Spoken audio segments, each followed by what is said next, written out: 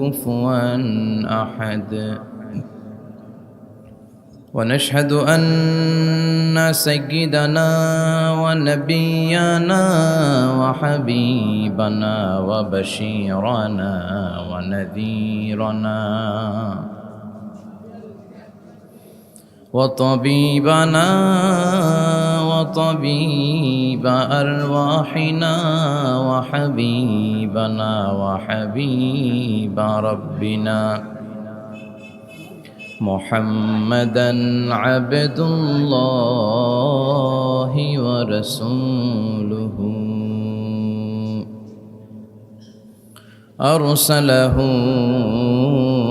بالحق بشيرا ونذيرا وداعيا إلى الله بإذنه وسراجا منيرا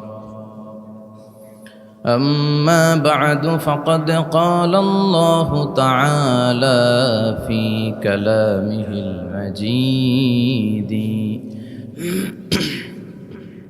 وفي فرقانه الحميد أعوذ بالله من الشيطان الرجيم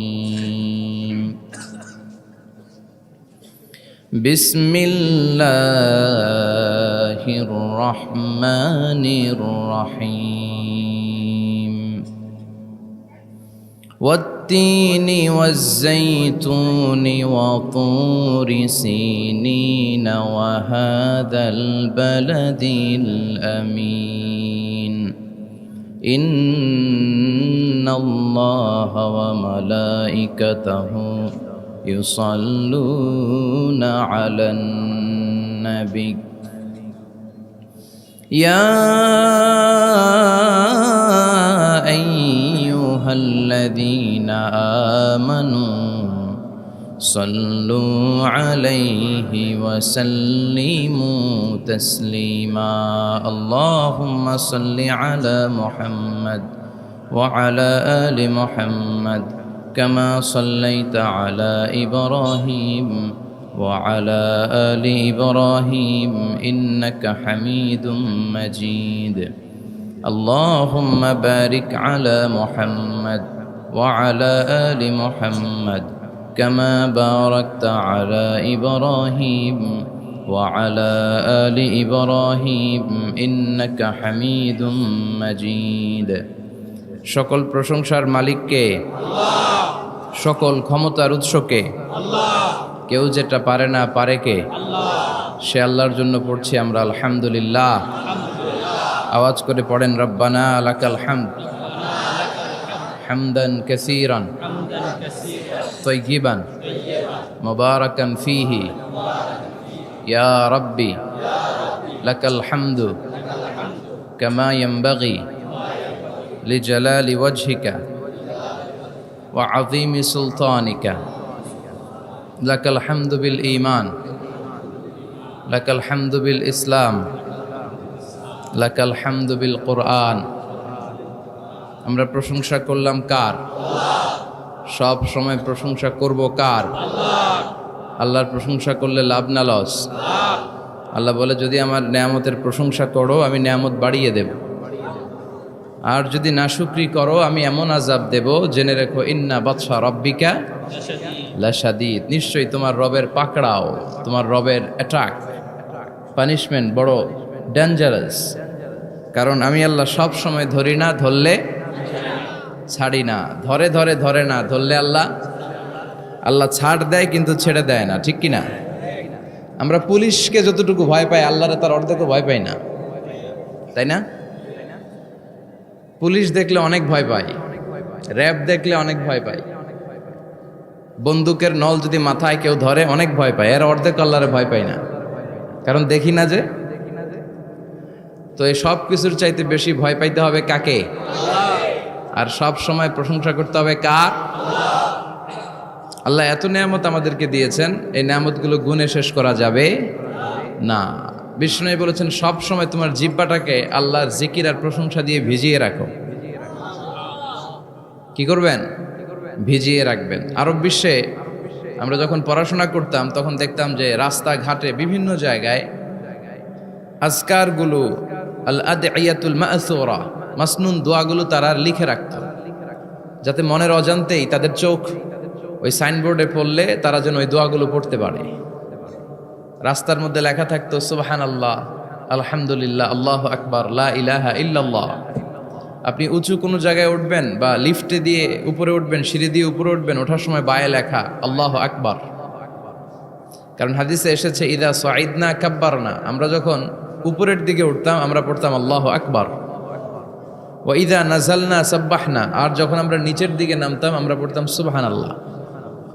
এজন্য হেঁটে হেঁটে কিংবা সিঁড়ি দিয়ে কিংবা লিফট দিয়ে এলিভেটর দিয়ে আপনি যখন উপরের দিকে উঠবেন কি পড়বেন? আওয়াজ করে পড়েন, কি পড়বেন? আর নিচের দিকে নামলে কি পড়বেন? এই তাসবিহগুলো পড়ে পড়ে জিহ্বাটারে ভিজিয়ে রাখার দরকার আছে না নাই?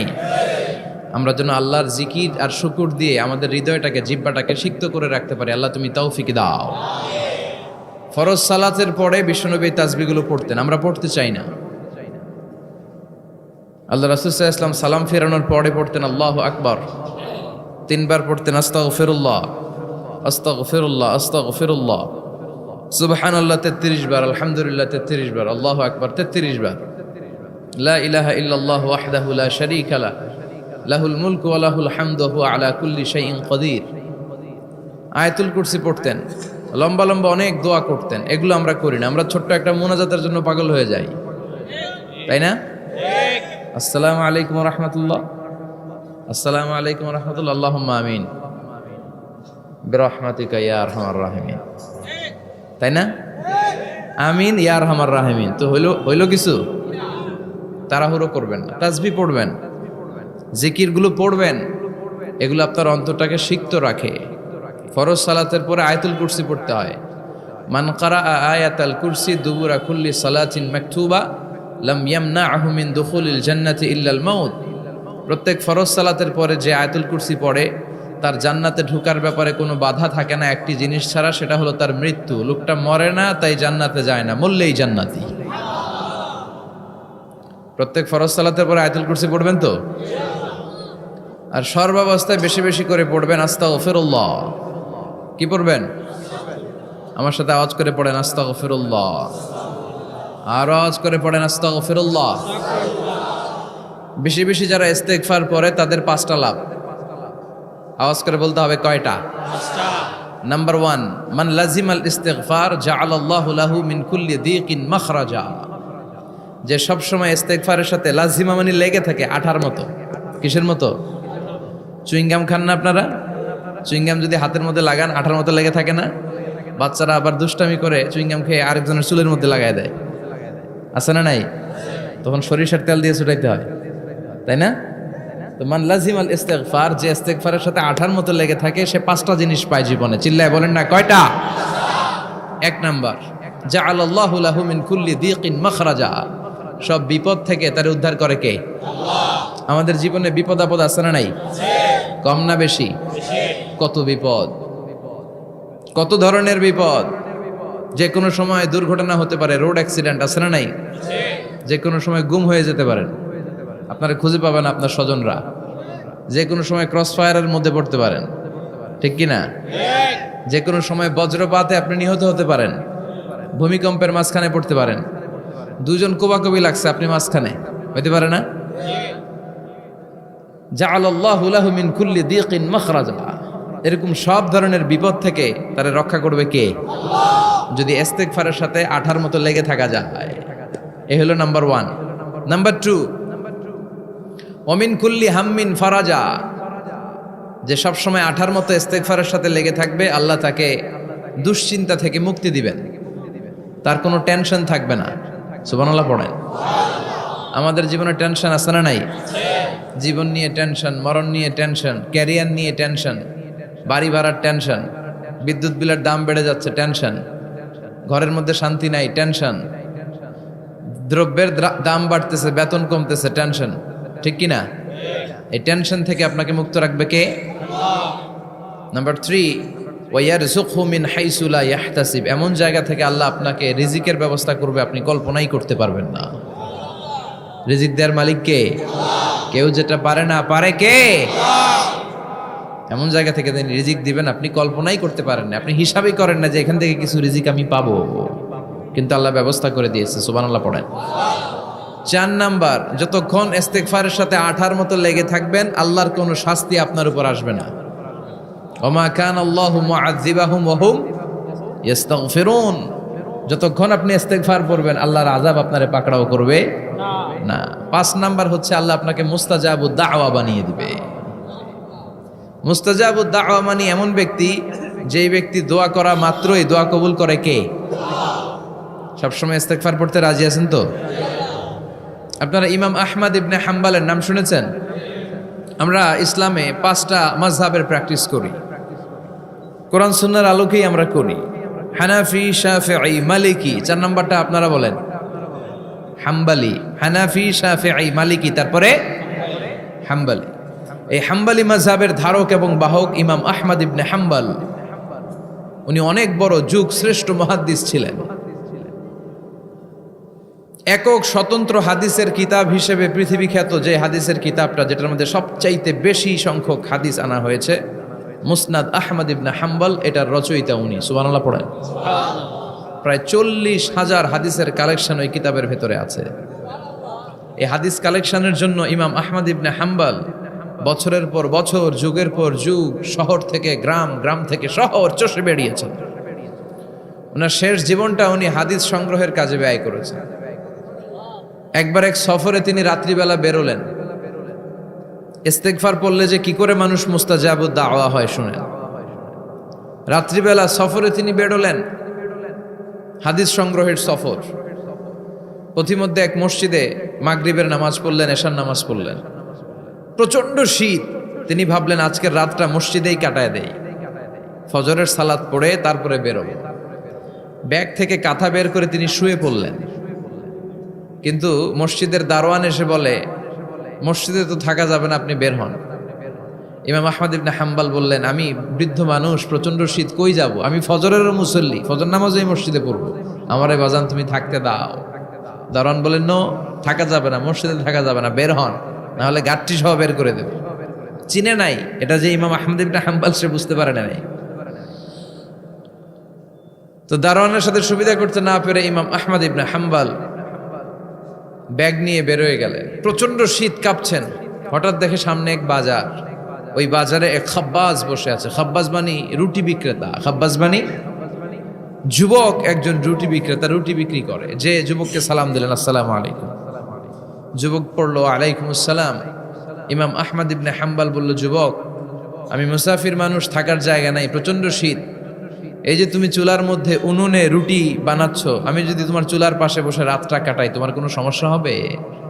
যুবক বলেন, নো, কোনো সমস্যা নাই। আহলান ওয়া সাহলান ওয়া মারহাবান বিক, খোশ আমদেদ, সুস্বাগতম, আসেন। আপনি আমার চুলার পাশে বসে আগুন পোয়ালে আমার সমস্যা কি? আসেন, আসেন, বসেন, আপনি মুরব্বী মানুষ। ইমাম আহমদ ইবনে হাম্বল আল্লাহ শুকরিয়া করে চুলার পাশে বসে শীতের রাতে চুলা থেকে তাপ নিচ্ছেন, আগুন পোহাচ্ছেন। আর তিনি দেখতে লাগলেন যুবক আটা দিয়ে রুটি বানায় আর পড়ে আস্তাগফিরুল্লাহ, রুটির খামির বানায় আর পড়ে আস্তাগফিরুল্লাহ, গোল গোল করে খামির দিয়ে দলা বানিয়ে সাজিয়ে রাখে আর পড়ে আস্তাগফিরুল্লাহ। রুটি বেলুন দিয়ে বলে এটারে চুলার ভেতরে ঢুকায় আর কি পড়ে? পড়ে আস্তাগফিরুল্লাহ। ক্রেতা আসলে ক্রেতাকে রুটি দেয় আর পড়ে, ক্রেতার হাত থেকে টাকা নিয়ে ক্যাশ বক্সে রাখে আর কি পড়ে? ইমাম আহমদ ইবনে হাম্বল তো অবাক, ঘটনা কি? আসার পর থেকে এই যুবকটারে দেখতেছি খালি পড়ে আস্তাগফিরুল্লাহ, আস্তাগফিরুল্লাহ। তিনি কৌতূহল বশত বললেন, যুবক, মা লাকা ইয়া শাব দাইমান তাকরাউনা আস্তাগফিরুল্লাহ। হে যুবক, তোমার ঘটনাটা কি? আসার পর থেকেই তুমি শুধু দেখতেছি পড়তেছো আস্তাগফিরুল্লাহ, আস্তাগফিরুল্লাহ, কারণটা কি? যুবক বলে, আমি সবসময় ইস্তেগফারের সাথে আঠার মতো লেগে থাকি, আর লেগে থাকার কারণে এর বরকতে আল্লাহ আমাকে মুস্তাজাবুদ দাওয়া বানিয়ে দিয়েছে। মানে আল্লাহ আমাকে এমন বানিয়েছে যে আমি দোয়া করা মাত্রই আমার দোয়া কবুল করে কে? ইমাম আহমদ ইবনে হাম্বল বললেন, আনতা মুস্তাজাবুদ দাওয়া, তুমি মুস্তাজাবুদ দাওয়া, মানে তুমি দোয়া করলেই সেটা কবুল হয়ে যায়? যুবক বলে, নাআম আনা মুস্তাজাবুদ দাওয়া, আমি আমার জীবনে যত দোয়া করেছি সব কবুল করে নিয়েছে কে? আমি মুস্তাজাবুদ দাওয়া। আমি দোয়া করতে দেরি কবুল হতে সেটা দেরি হয় না। তবে আমার পুরো জীবনের সব দোয়া কবুল হলেও একটা দোয়া এখনো কবুল হয় নাই। এটা শুনে ইমাম আহমদ ইবনে হাম্বলের কৌতূহল, কিউরিসিটি আরো বেড়ে গেল। তিনি বললেন, তোমার জীবনে সব দোয়া কবুল হয়েছে, একটা দোয়া কবুল হয় নাই, কি সেই দোয়া আমারে বলো।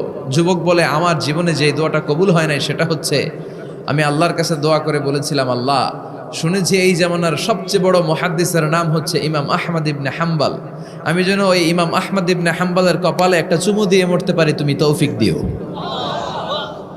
ইমাম আহমদ ইবনে হাম্বল নিজেকে আর ধরে রাখতে পারলেন না, চোখের পানি ছেড়ে দিলেন, যুবককে জড়িয়ে ধরলেন আর বললেন, ইয়া শাব, আহমদ ইবনে হাম্বলের কপালে চুমু দেওয়ার জন্য আহমদ ইবনে হাম্বলের দরবারে তোমার যাওয়ার দরকার নাই।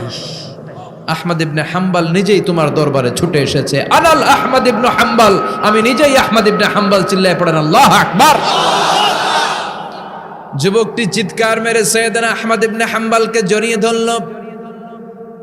আহমদ ইবনে হাম্বলের হাতে হাত রেখে মুসাফা করলো।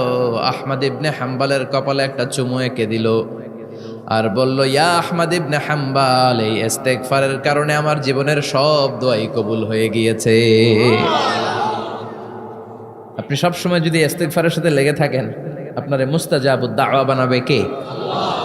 এজন্য অবসরে যখন কোনো কাজ থাকে না, বেশি বেশি ইস্তেগফার পড়া যাবে না?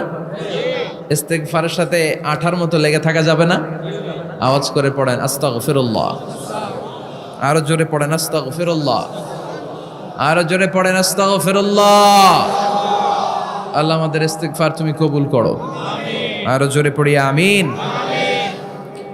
আসুন আমরা আল্লাহর নামের 3টা তাকবীর পড়ব। 3টা তাকবীর পড়ে আমরা কোরআনের তাফসীরের দিকে যাব। আমি পড়ব লিল্লাহি তাকবীর, আপনারা পড়বেন আল্লাহু আকবার।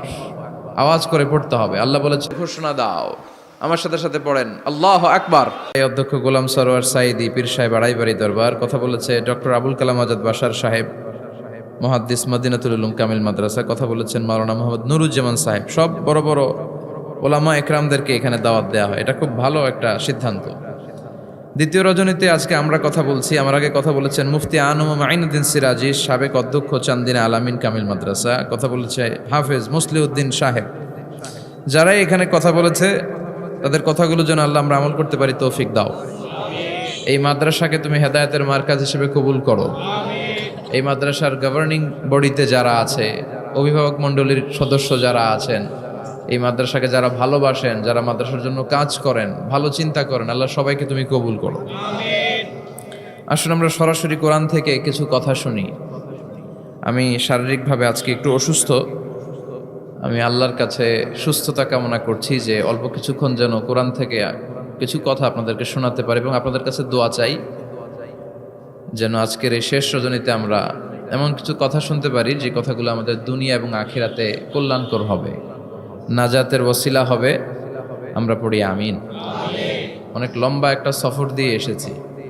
এই শীতের সিজনে সফরে সফরে আমাদের দিন কেটে যায়। Life passes and time flies, সময় চলে যায়, জীবন কেটে যায়। তো এই সফরগুলো যেন আল্লাহ ইসলামের জন্য কবুল করে। আমি আমার খুতবার শুরুতে সূরাতুত তিন থেকে তেলাওয়াত করেছি। আসুন এই সূরাটি থেকে আমরা কিছু কথা শুনি, আমলের নিয়তে, ইখলাসের নিয়তে। সূরাটার নাম হচ্ছে সূরাতু আত-তিন। সবাই বলেন সূরার নাম কি? এটি মাক্কি সূরা। কি সূরা? এই সূরার আয়াত সংখ্যা 8টি। কয়টি? আমরা জানি কোরআনের সূরাগুলো 2 ভাগে বিভক্ত, একটা মাক্কি, একটা মাদানী। সেই হিসেবে এই সূরাটি মাক্কি। এই সূরাটি কি? মাক্কি। কোরআনের চ্যাপ্টারগুলো নিয়ে মাঝে মাঝে ভাববেন যে কত ধরনের চ্যাপ্টার আল্লাহ দিলেন। সূরাকে আরবিতে বলে চ্যাপ্টার। সূরাকে আরবিতে কি বলে?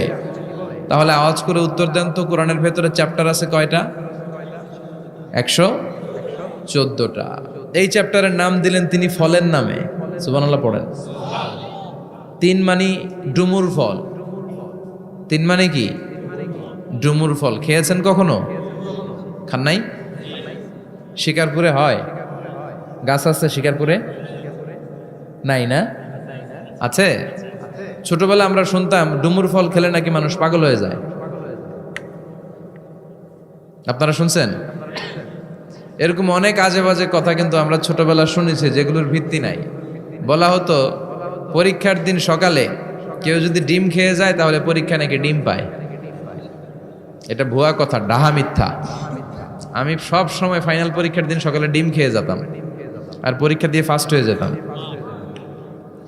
এজন্য ডিম খেয়ে গেলে কেউ ডিম পায় না। আমরা বিশ্বাস করি খাইরিহি ওয়া শাররিহি মিনাল্লাহি, ভালো হোক মন্দ হোক করে কে? আবার ছোটবেলায় বলা হতো ওষুধ খাওয়ার সময় বিসমিল্লাহ পড়বি না, কারণ বিসমিল্লাহ বললে বরকত হয়, তোর রোগে বরকত হয়ে যাবে, মানে তোর রোগ বেড়ে যাবে। কি ডাকাত, ভুয়া কথা। সব ভালো কাজের আগে বিসমিল্লাহ। অবশ্যই আপনি ওষুধ খাওয়ার আগে বিসমিল্লাহ পড়বেন। কি পড়বেন? আমাদের দেশে শেখানো হয় ওষুধ হাতে নিয়ে যখন তুমি খাবা তখন পড়বা আল্লাহু শাফি আল্লাহু মুআফি। এটারে উল্টায় আবার বাংলাদেশে আল্লাহ শাফি আল্লাহ মাফি। শব্দটা মাফি না, শব্দটা হচ্ছে মুআফি। আল্লাহু শাফি আল্লাহু মুআফি। খেয়াল থাকবে, পড়েন আল্লাহু শাফি আল্লাহু মুআফি, আল্লাহু শাফি আল্লাহু মুআফি। এটা কোনো হাদিসে নাই, পড়তে বলা হয় নাই, তবে অর্থটা খুব সুন্দর। আল্লাহই তিনি শিফা দান করেন, আল্লাহই রোগ থেকে মুক্তি দান করেন। ওষুধ আমি খাচ্ছি, মেডিসিন খাওয়া সুন্নাহ, কিন্তু ওষুধ আমারে শেফা দেয় না, মুআফাত দেয় না। আমারে শেফা দেয় কে? এই ঘোষণাটা, অ্যানাউন্সমেন্টটা বেশ ভালো, আপনি পড়তে পারেন, কিন্তু সুন্নাহ মনে করে না। এটা ভালো অর্থ, তাই পড়ি। আর বিসমিল্লাহ অবশ্যই পড়বেন। সব ভালো কাজের আগে কি? বিসমিল্লাহ। আল্লাহ বোঝার তৌফিক দান করো। তো এই যে এগুলো ভুয়া কথা, মাশহুর, এগুলোকে বলে মাশহুরুন বাইনা আলসিনাতিন নাস, মানুষের ঠোঁটে ঠোঁটে মুখে মুখে প্রচলিত, কোনো ভিত্তি নাই। এরপরে ছোটবেলা শুনতাম জট কলা খাওয়া যাবে না, মানে জোড়া কলা খেলে নাকি 2 বাচ্চা হয়, যমজ বাচ্চা নাকি হয়, একসাথে 2 বাচ্চা বলে না। আমি আরো বেশি বেশি খাইতাম, বলতাম এটা তো আরো ভালো, এক লোকে 2 বাচ্চা হলে 2 বারের কষ্ট একবারে সারলো, তাই না? এক একটা মায়ের এক একটা বেবি জন্ম দিতে কষ্ট হয় না? শুধু কষ্ট, কি পরিমাণে কষ্ট এটা মা জানে, বাবা জানে না। এজন্য বিষ্ণু বলেছেন মায়ের মর্যাদা বাবার চেয়ে কয় গুণ বেশি। আবার আল্লাহ বলেছেন হামালাতু উম্মুহু, বাবা তোমারে পেটে ধরে নাই, পেটে ধরেছে কে? ওয়াহানান আলা ওয়াহান, ব্যথা কষ্ট জ্বালা পেইন বাবা সহ্য করে নাই, করেছে কে? অফিসালহু ফি আমাইন, 2 বছর তোমারে বাবা দুধ খাওয়ায় নাই, দুধ খাওয়ালো কে? মায়ের এক ধারে দুধের দাম, কাটিয়া গায়ের চাম, পাপস বানাইলে ঋণের শোধ হবে না, এমন দরদি ভাবে কেউ হবে না আমার মাহাগো, এমন দরদি ভাবে কেউ হবে না আমার মাহাগো। ঠিক কিনা? বিষ্ণু বললেন লাউ কাতাতা জিলদাক, গায়ের চামড়াগুলো কেটে কেটে রোদে শুকিয়ে যদি মায়ের পায়ের 2টা জুতাও বানিয়ে দাও, ছোটবেলা যে দুধ খেয়েছো সেটার 1 ঢোক দুধের শোধ আদায় হবে না। এজন্য মা যে কি কষ্ট করে, এখানে বেশিরভাগই আমরা নর্মাল প্রসেসে পৃথিবীতে এসেছি, তাই না? সিজারিয়ান বেবি খুব কম, থাকলে 1-2টা। নর্মাল প্রসেসে একটা বাচ্চাকে ডেলিভারি করতে একটা মায়ের যে কত কষ্ট হয় আপনি কল্পনাই করতে পারবেন না। চিকিৎসা বিজ্ঞান বলে একজন সুস্থ মানুষ, ব্যথার একটা ইউনিট আছে, মাত্রা, ব্যথা মাপার একক, 45 ইউনিট পেইন বা ব্যথা একজন মানুষ সহ্য করতে পারে। ব্যথার তীব্রতা বা মাত্রা যদি 45 ইউনিটের বেশি হয়, যদি ছাড়িয়ে যায়, হয় লোকটা বেহুশ হবে, নয় মরে যাবে। আমার আর আপনার মা যখন আমাদেরকে নর্মাল প্রসেসে ডেলিভারি করেছেন তখন তারা 45 না 57 ইউনিট প্লাস 57 থেকে 60 ইউনিটের পেইনও তারা ছাড়িয়ে গেছে। 57 ইউনিটেরও বেশি ব্যথা তারা সহ্য করেছে, যেটা কোনো অ্যাক্সিডেন্টে আপনার দেহের 206টা হাড্ডি আছে, তো 20টা হাড্ডি একসাথে কোনো অ্যাক্সিডেন্টে ভেঙে গেলে যত ব্যথা তার চেয়েও বেশি ব্যথা। এজন্য মায়ের মনে কষ্ট দেয়া যাবে? মায়ের মনে কষ্ট দিয়ে জীবনে কেউ সফল হতে পারে নাই। সাইয়েদনা মূসা আলাইহিস সালাম আল্লাহর একবার জিজ্ঞেস করলেন, আল্লাহ মাইয়া কুনু জালিসি ইয়াউমাল কিয়ামা, আল্লাহ আমার সাথে কিয়ামতের দিন জান্নাতের সাথী কে হবে? আল্লাহ বললেন জালিসুকা ফিল জান্নাতি জাজ্জার, তোমার সাথী হবে কিয়ামতের দিন, বিচার শেষে জান্নাতে যখন ঢুকবা তোমার সাথী হবে একজন কসাই। কসাই চিনেন? কি করে? গোশত কাটে। সাইয়েদনা মুসা আলাইহিস সালাম অবাক হলেন, ঘটনা কি? কসাই, আমি হইলাম নবী আর আমার সাথে জান্নাতে থাকবে? হাউ কাম ইটস পসিবল, এটা কিভাবে সম্ভব? আল্লাহ বললেন নিজেই দেখে আসো এটা কেমন কসাই। সাইয়েদনা মুসা আলাইহিস সালাম ছদ্মবেশে কসাইয়ের দোকানে দাঁড়িয়ে রইলেন। দেখলেন স্পেশাল বিশেষ কোনো আমল নাই, কসাই শুধু গোশত কাটে, গোশত বিক্রি করে। দিন শেষে দোকান বন্ধ করে প্যাকেটের ভেতরে গোশত নিয়ে বাড়িতে রওনা হয়েছে। বাড়ির ভেতরে ঢুকে যাওয়ার পর সাইয়েদনা মুসা আলাইহিস সালাম ঘরের দরজার কড়া নাড়লেন। কসাই বলে, মান আনতা, তুমি কে? মুসা আলাইহিস সালাম বললেন, আনা মুসাফির, আমি মুসাফির, থাকার জায়গা নেই, আপনি যদি থাকার জায়গা দেন আপনার বাড়িতে থাকবো। কসাই বলে, আসেন। সাইয়েদনা মুসা আলাইহিস সালাম ঢুকলেন। কসাই বলে, এই ঘরে একটু থাকেন, ওই ঘরে আমার একটু কাজ আছে। মুসা আলাইহিস সালাম বললেন, যান, কাজ সেরে আসেন। মুসা আলাইহিস সালাম খেয়াল করলেন ওই ঘরে মাচার উপর থেকে বয়োবৃদ্ধ এক নারীকে তিনি নামিয়ে গোসল করালেন, টাওয়াল দিয়ে গা মুছিয়ে দিলেন, নতুন জামা পরিয়ে দিলেন। এরপর দোকান থেকে আনা সুন্দর গোশতের টুকরাটারে নিজ হাতে কেটে রান্না করলেন। তারপর রুটি বানালেন, আর গোশত আর রুটি হাতে নিয়ে ওই মহিলার মুখে তুলে দিচ্ছেন। মহিলা খাচ্ছে, খায় আর বিড়বিড় করে কি যেন দোয়া পড়ে। সুবহানাল্লাহ পড়বেন না? ওই মহিলাকে খাওয়ানোর পরে কসাই সাইয়েদনা মুসা আলাইহিস সালামকে মেহমান হিসেবে খাবার নিয়ে আসলেন। বললেন, ও পথিক, খাবার খান, সকালবেলা আপনিও চলে যাবেন, আমিও যাব আমার দোকানে, খেয়ে আপনি ঘুমিয়ে পড়েন। মুসা আলাইহিস সালাম বললেন, ততক্ষণ পর্যন্ত তোমার আনা খাবারে আমি হাত দিব না যতক্ষণ না তুমি বলবা ওই মহিলাটাকে। কসাই বলে, হাদিহি উম্মি, এটা আমার মা। হাদিহি উম্মি, এটা আমার মা। এই দুনিয়া এই মা ছাড়া আমার কেউ নাই, আমিও ছাড়া আমার মায়ের কেউ নাই। তাই প্রতিদিন দোকানের কাজ শেষ করে গোশত এনে রান্না করে আমার মারে আমি খাওয়াই। হাদিহি উম্মি, এটা আমার জনম দুঃখিনী মা। সাইয়েদনা মুসা আলাইহিস সালাম, বুঝলাম তোমার মা, কিন্তু তুমি যখন রুটি তোমার মায়ের মুখের ভেতরে তুলে দিচ্ছিলে, তোমার মা বিড়বিড় করে কি যেন পড়লো, কি পড়ে তোমার মা? কসাই বলে, আমার মায়ের একটা পাগলা দোয়া আছে। কি দোয়া? আমি জানি কশিন কালো এই দোয়া কবুল হবে না। আবেগের বশবর্তী হয়ে প্রতিদিন আমার মা আমার খেদমতে আমার উপর এত সন্তুষ্ট হয়ে যায়, এত খুশি হয়ে যায়। আমার মা প্রতিদিন বলতে থাকে, আল্লাহুম্মা জাআল ইবনি জালিসা মুসা ইয়াউমাল কিয়ামাহ। ও আল্লাহ, আমার ছেলের খেদমতে আমি এত সন্তুষ্ট, আমার ছেলের উপর আমি এতটাই রাজি খুশি। শুনেছি এই জামানার সবচাইতে বড় পয়গম্বর, বনি ইসরাইলের সবচাইতে বড় নবী, ওই নবীর নাম নাকি মুসা।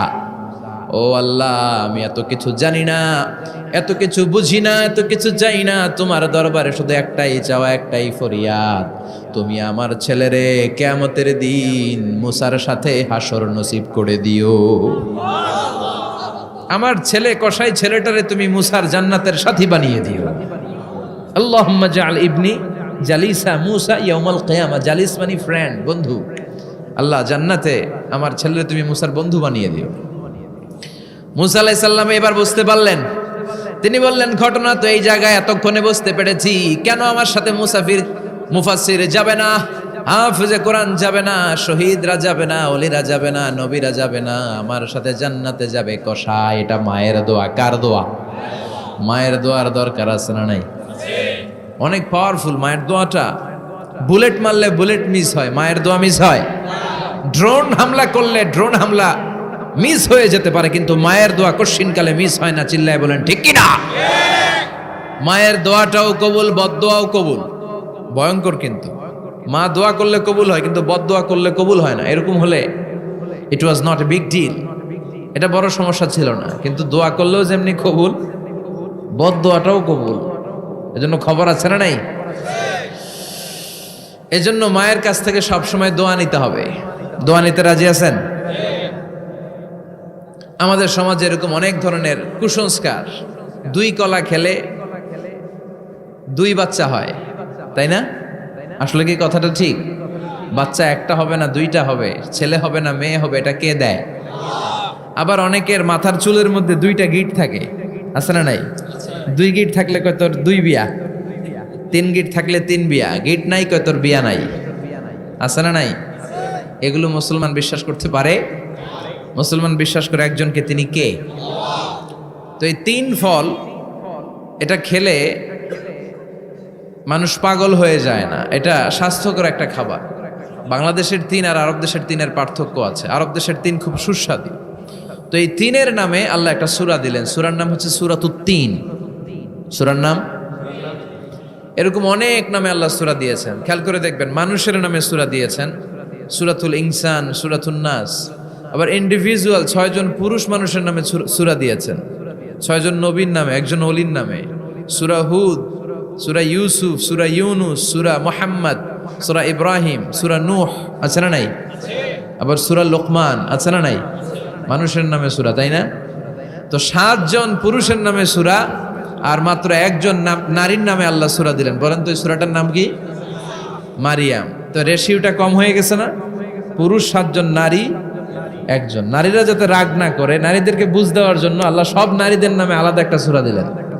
সূরার নাম, তার মানে আল্লাহ নারীকে খুশি রাখতে চায়, বিশ্বনবীও নারীদেরকে খুশি রাখতে চায়। আমরা অনেকে বলে, হুজুর আপনি নারীদের পক্ষে কথা বলেন বেশি। আমি সবার পক্ষেই বলি, যার যেটা অধিকার তাকে সেটা দিতে হবে, ঠিক কিনা? নারীরা সম্মানিতা, তাদেরকে সম্মান দিতে হবে। বিশ্বনবী তাদেরকে সম্মান দিতেন। মায়েশাকে বিশ্বনবী সবসময় আগে সালাম দিতেন। সুবহানাল্লাহ পড়েন। খাদিজা রাদিয়াল্লাহু তাআলা আনহাকে আল্লাহ তাআলা আরশের উপর থেকে সালাম পাঠিয়েছেন। এজন্য নারীদেরকে সালাম দিবেন বেশি বেশি। ঘরে সুখ শান্তি নাই, অনেকে বলে ঘরটা নাকি জাহান্নামের টুকরা, কারণ সালাম নাই। সালাম মানে শান্তি। সালাম মানে কি? সালাম সালাম হাজার সালাম সকল শহীদ স্মরণে, আমার হৃদয় রেখে যেতে চাই তাদের স্মৃতির চরণে। পড়েন আমিন। সালাম মানে চিল্লায় বলেন। জান্নাতীরা যখন জান্নাতে ঢুকবে, ফেরেশতারা জান্নাতীদেরকে কি বলবে? সালাম, শান্তি। Enter the paradise with peace and security. শান্তি এবং নিরাপত্তার সাথে জান্নাতে ঢুকে যান।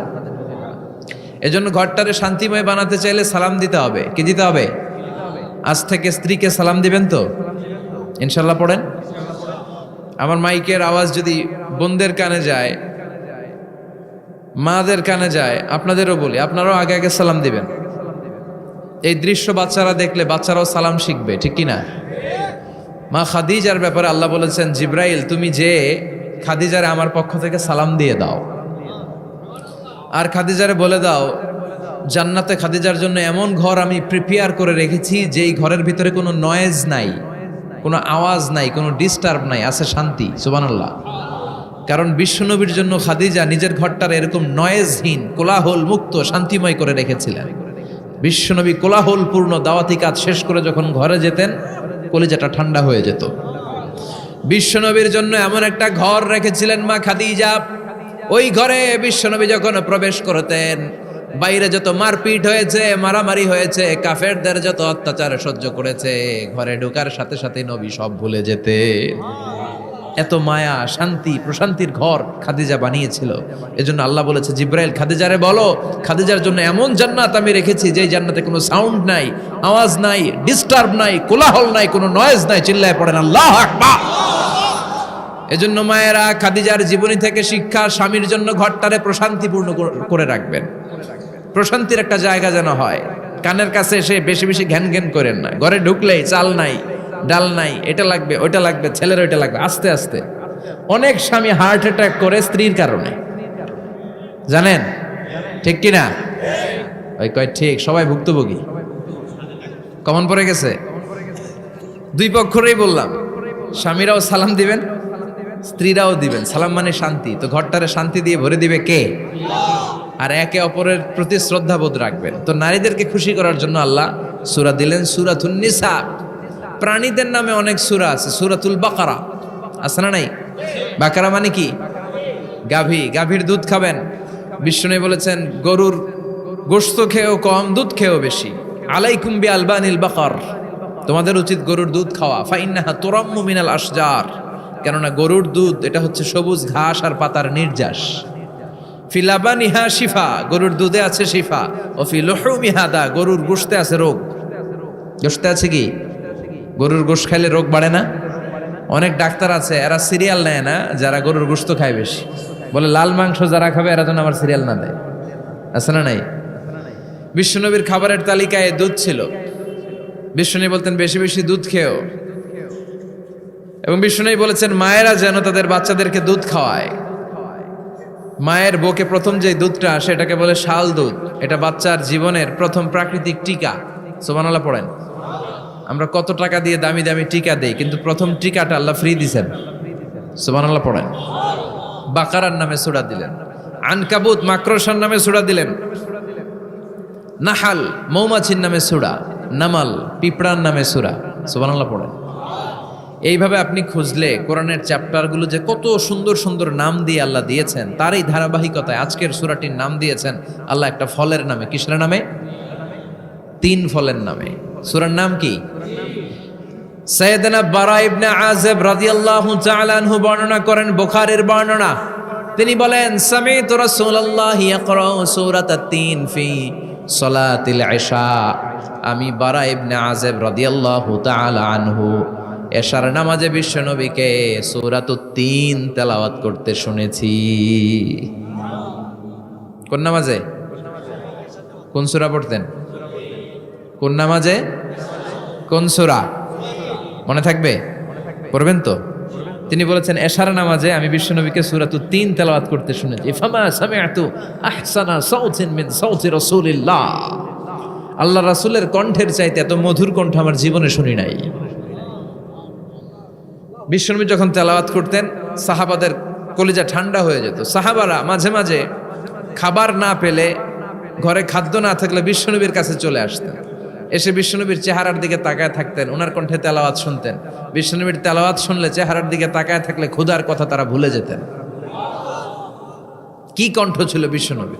অনেকে বলে সাইয়েদনা দাউদ আলাইহিস সালামের কণ্ঠ ছিল অনেক চমৎকার, এটা ঠিক, কিন্তু বিশ্বনবীর চাইতে বেশি সুন্দর না। আকাবা উপসাগরের তীরে বসে সাইয়েদনা দাউদ যখন তেলাওয়াত করতেন, সাগরের মাছগুলো সাগর ছেড়ে ডাঙ্গায় চলে আসতো, বনের পশু বন ছেড়ে বাইরে আসতো, আকাশের পাখি আকাশ ছেড়ে দিয়ে নিচে নেমে আসতো। কিন্তু বিশ্বনবীর কণ্ঠটা এর চেয়েও বেশি সুন্দর ছিল। সুবহানাল্লাহ পড়েন। বিশ্বনবী সারাদিন যে কোরআনের আয়াতগুলো নাজিল হয়েছে, প্রত্যেক রাত্রে এশার নামাজের পর ঘরের মধ্যে বসে বসে আয়াতগুলো তেলাওয়াত করতেন। আর মক্কার আবু জাহেল, উতবা, শাইবা, ওয়ালিদ ইবনে মুগীরা সবাই লুকিয়ে লুকিয়ে তেলাওয়াত শোনার জন্য বাড়ির চিপায় চলে আসতো। আবু জাহেল, উতবা, শাইবা এটা কি বিশ্বনবীর পক্ষের লোক না বিপক্ষের? বিপক্ষের লোক হয়েও নবীর কণ্ঠের তেলাওয়াত শোনার জন্য পাগল। তাইলে কণ্ঠটা কি নরমাল কণ্ঠ ছিল? যেন তেন কণ্ঠ ছিল? আবু জাহেল ছিল মক্কা শহরের প্রেসিডেন্ট। সে ঘোষণা দিয়ে দিত, কেউ মুহাম্মাদের কণ্ঠের তেলাওয়াত শুনবা না, শুনতে যেতে পারবা না। সবাইকে নিষেধ করে রাত্রিবেলা চোরের মতো নিজেই যাইতো। সুবহানাল্লাহ পড়েন। হজের মৌসুমে আবু জাহেল ঘোষণা দিয়ে দিল, খবরদার, মক্কায় ঢুকার যতগুলো গেট আছে সবগুলো গেটে তোরা দাঁড়ায় থাকবি। হাজিদেরকে বলবি মক্কায় নতুন একটা পাগল এসেছে, তার কথা যারা শুনে তারাও পাগল হয়ে যায়। নাউজুবিল্লাহ পড়েন। তার কর্মী বাহিনী হজের মৌসুমে বিভিন্ন গেটে পাঠায় দিল। মক্কায় ঢুকার হাজিদের যত গেট, বিভিন্ন দেশ থেকে হাজিরা আসবে, কর্মীদেরকে বলে দিল তোরা বলবি এই এলাকায় নতুন এক পাগলের আমদানি হয়েছে, নাম মুহাম্মদ। পড়েন নাউযুবিল্লাহ। যারাই এই মুহাম্মাদের কণ্ঠের তেলাওয়াত শুনে তারাও পাগল হয়ে যায়। আদেশ অনুযায়ী কর্মীরা মক্কার গেটে দাঁড়িয়ে দাঁড়িয়ে হাজিদেরকে বলল, হাজি সাহেব হজে যান, জমজম খান, খেজুর খান, হজ করেন, সমস্যা নাই, কিন্তু নতুন এক পাগল আসছে, এই পাগলের নাম মুহাম্মদ। এই পাগলের কাছে যারা যায় হেরাও পাগল হয়ে যায়। হাজি সাহেবরা কোনোদিন এই মুহাম্মদ নামটা শুনে নাই, এই প্রথম শুনলো। শুই নাই মনে মনে কয়, যেদিকে যাব আর নাই যাব, আগে মুহাম্মাদের কাছে যাব। সবার আগে কার কাছে যাব? কারণ মানুষের একটা অভ্যাস হচ্ছে আল ইনসানু হারিসুন আলা মা মুনিয়া, মানুষের যেটা করতে নিষেধ করা হয় বেশি ওইটা মানুষ করে বেশি। মনে মনে হাজিরা বলে, তোমরা নিষেধ করছো তো অবশ্যই যাব, দেখি এই মুহাম্মদটা কে। তার মানে আমাদের বিরুদ্ধে অপপ্রচার করলে এটা আমার পক্ষের প্রচার হয়ে যায়। সুবহানাল্লাহ পড়ে। ইসলামের বিরুদ্ধে অপপ্রচার করলে এটা কি হয়ে যায়? প্রচার হয়ে যায়। ইউরোপ আমেরিকাতে ইসলামের নামে ট্যাগ লাগায় এক্সট্রিমিস্ট, জঙ্গি, আমরা নাকি জঙ্গি, আমরা নাকি এক্সট্রিমিস্ট। তো যারা সিভিলিয়ান আছে, ক্রিশ্চিয়ান সিভিলিয়ান, ইউরোপ আমেরিকার সাধারণ জনগণ, তারা ভাবে ঘটনা নাকি মুসলমানদের বিরুদ্ধে এত কথা কেন? তারা ইসলাম নিয়ে গুগলে সার্চ করে, বিভিন্ন বই পড়ে, কোরআনের ইংলিশ ট্রান্সলেশন পড়ে। আগে তারা ইসলাম সম্পর্কে জানতো না, কিন্তু সবাই যখন বলা শুরু করছে জঙ্গি জঙ্গি জঙ্গি, ইসলাম মানেই জঙ্গি, তখন তারা ইসলাম সম্পর্কে পড়তে শুরু করে দিয়েছে। পড়তে পড়তে ইসলামের সুন্দর বাণীগুলো পড়ে ওদের হৃদয় ঠান্ডা হয়ে যায়। যাদের নসিব ভালো, অনেকে কালিমা পড়ে মুসলমান হয়ে যায়। ইউরোপ আমেরিকাতে মুসলমানের সংখ্যা দিন দিন বাড়ছে। মাঝে মাঝে পত্রপত্রিকায় দেখবেন যে কনভার্টেড মুসলমান, ও মুসলমান, ও মুসলমান। ধারণা করা হচ্ছে 2070 সালের মধ্যে ইউরোপ আর আমেরিকায় মুসলমান হয়ে যাবে সংখ্যাগরিষ্ঠ। খ্রিস্টানদের ছাড়িয়ে মুসলমানদের সংখ্যা ইউরোপ আমেরিকায় বেড়ে যাবে। সুবহানাল্লাহ পড়েন। সেই দিন বেশি দূরে নয় যেদিন কালেমার পতাকা হোয়াইট হাউসের উপরে শোভা পাবে। ঘোষণাটা কার? চিল্লায় বলেন, ওয়াদাটা কার? আবু জাহেল ঘোষণা দিয়েছে কেউ যেতে পারবে না, কিন্তু লুকিয়ে লুকিয়ে নিজেই যায়। একটা নির্ধারিত সময়ে বিশ্বনবী তেলাওয়াত করতেন, আর ওই তেলাওয়াতের সময় আবু জাহেল, উতবা, শাইবা, ওয়ালিদ ইবনে মুগীরা সবাই লুকিয়ে লুকিয়ে বিশ্বনবীর ঘরের চারদিকে কান পেতে মধুর কণ্ঠের তেলাওয়াত শুনতো। ফ্রি ফ্রি আরামসে শুনতো এই তেলাওয়াত। বিশ্বনবীর তেলাওয়াত যখন শেষ হয়ে যেত, এরা ভাগলপুর দিত দৌড়। ফিরে যাওয়ার রাস্তা থাকতো একটা, কয়টা? দেখা হয়ে যেত। একজন আরেকজনকে দোষারোপ করতো। আবু জাহেল বলতো, কিরে তোর আসলি কেন? ওরা বলে, তুই এলি কেন? দিনের বেলা ভাষণ দেশ মোহাম্মদের বিরুদ্ধে, রাত্রেবেলা চোরের মতো তুই আসিস কেন? একে অপরকে দোষারোপ করে। আবু জাহেল বলে, ঠিক আছে, কাল থেকে আমিও আসবো না, তোরাও আসবি না। চল আমরা শপথ নেই যে কেউ আসবো না।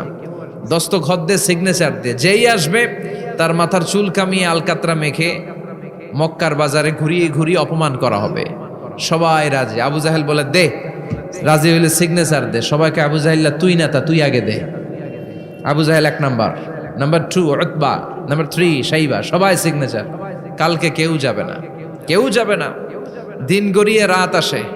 বিশ্বনবীর যখন তেলাওয়াত করার টাইম, ওই টাইমে আবু জাহেলের তেলাওয়াত শোনার প্যারা উঠছে। যারা সিরিয়াল দেখে, সিরিয়াল দেখার প্যারা আছে না একটা? 9টায় সিরিয়াল শুরু হবে, 8:30 থেকে প্যারা ওঠে। কথা কন, আমার সিরিয়াল শেষ হয়ে গেল, সব কাজ বাদ দে, তাড়াতাড়ি টিভির সামনে বস, আছে না নাই? আবু জাহেলেরও প্যারা উঠছে, তেলাওয়াত শোনার প্যারা।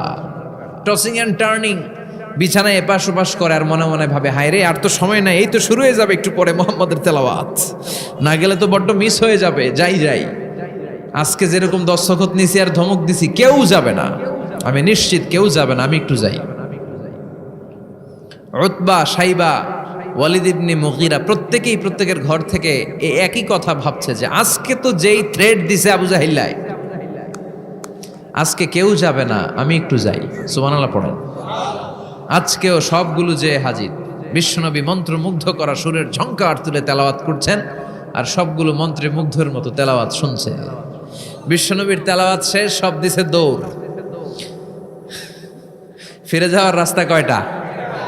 আজকেও দেখা। আবু জাহিল্লা কয়, কিরে তোর আইলি কেন?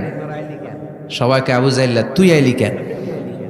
একে অপরকে দোষারোপ করে। এই ঘটনাটা শোনানোর উদ্দেশ্য হচ্ছে বিশ্বনবীর কণ্ঠটা যেন তেন কোনো কণ্ঠ ছিল না, এই কণ্ঠে সুরের ঝংকার ছিল, ঠিক কিনা? এজন্য সাইয়েদনা বারা ইবনে আযিব রাদিয়াল্লাহু তাআলা আনহু বুখারীর বর্ণনায় বললেন, ফামা সামি'তু আহসানা সাওতান মিন সাওতি রাসূলিল্লাহ, বিশ্বনবীর কণ্ঠের চাইতে এরকম সুরেলা কণ্ঠ আমার জীবনেও আমি শুনি নাই। আর বিশ্বনবীকে এই সূরাটা কোন নামাজে পড়তে শুনছে? পড়বেন তো আপনারা? আল্লাহ তৌফিক দান করো। এই সূরাটা আল্লাহ কসম দিয়ে শুরু করছে। কি দিয়ে? 3 ফলের কসম দিয়ে। মনে রাখবেন, মান কানা ইয়াহলিফ ফালইয়াহলিফ বিল্লাহ, যার কোনো কারণে কসম কাটতেই হয় সেজন্য আল্লাহর নামে কসম কাটে, আউলিয়াসমু, তার না হলে যেন চুপ থাকে। আল্লাহ ছাড়া কারো নামে কসম কাটা যাবে? কিন্তু আমাদের দেশে অনেক কিছুর নামে কসম আছে না নাই? আমরা কোরআন শরীফের নামে কসম কাটি, অনেক সময় কাবার নামে কসম কাটি, মায়ের বুকের দুধের কসম, বিদ্যার কসম কাটি না? কাটা যাবে? শিকারপুরের লোকের আর কি কি জিনিসের কসম কাটেন বলেন? হ্যাঁ, মায়ের কসম না, মায়ের কসম কাটা যাবে না। আর কি কি জিনিসের কসম কাটেন বলেন? আল্লাহর কসম কাটা যাবে। আর মাজারের কসম খাইছে না, মাজারের কসম কাটা যাবে। আর কিসের কসম কাটা এই দেশে? বইয়ের কসম না, বইয়ের কসম কাটা যাবে না। আর আছে? হ্যাঁ,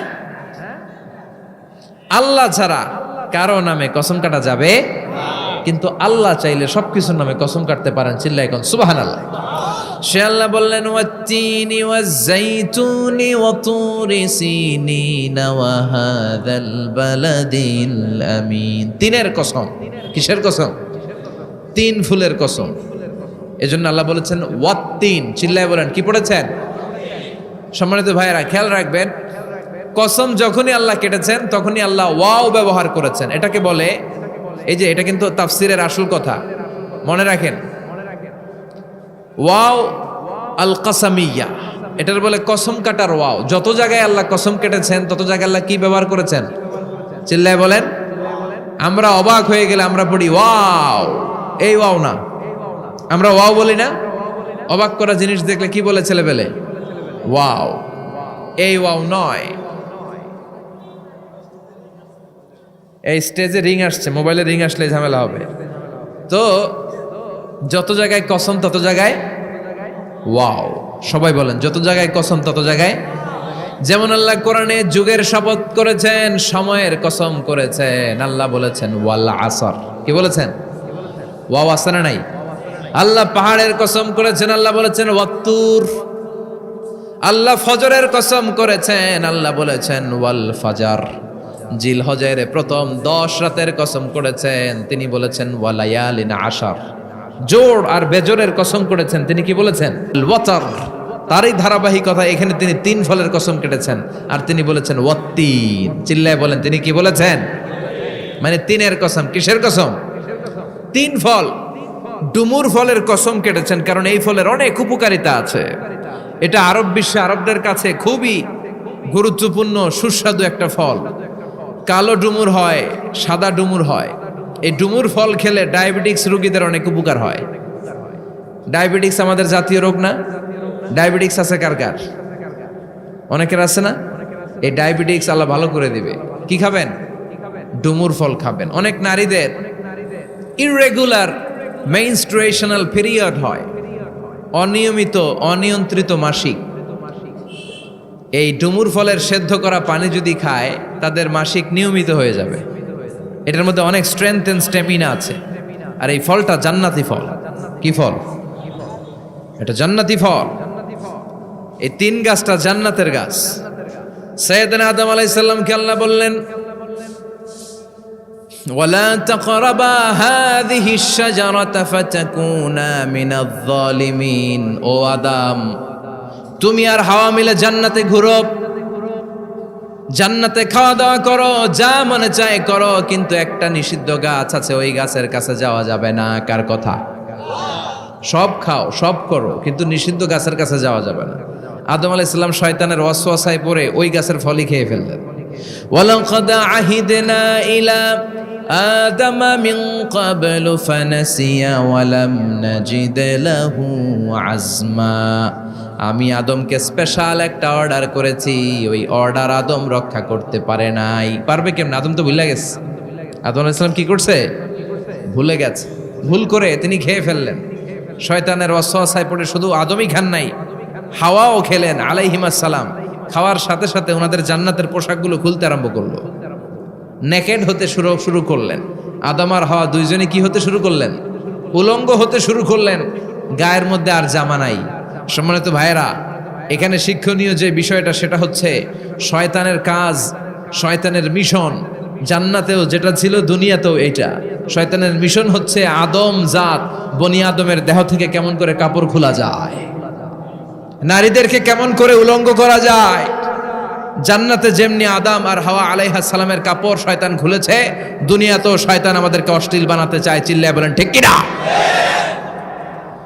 এজন্য আমার মায়েরা, আমার বোনেরা, যাদের কানে আমার মাইকের আওয়াজ যায়, খবরদার, শয়তানের এই ওয়াসওয়াসায় ফাঁদে পা দেয়া যাবে না। শয়তান চেয়েছে জান্নাতে কেমন করে মা হাওয়ার কাপড় খুলে ফেলা যায়, দুনিয়াতেও শয়তান চায় কেমন করে আপনাদেরকে নেকেড বানানো যায়, ঠিক কিনা?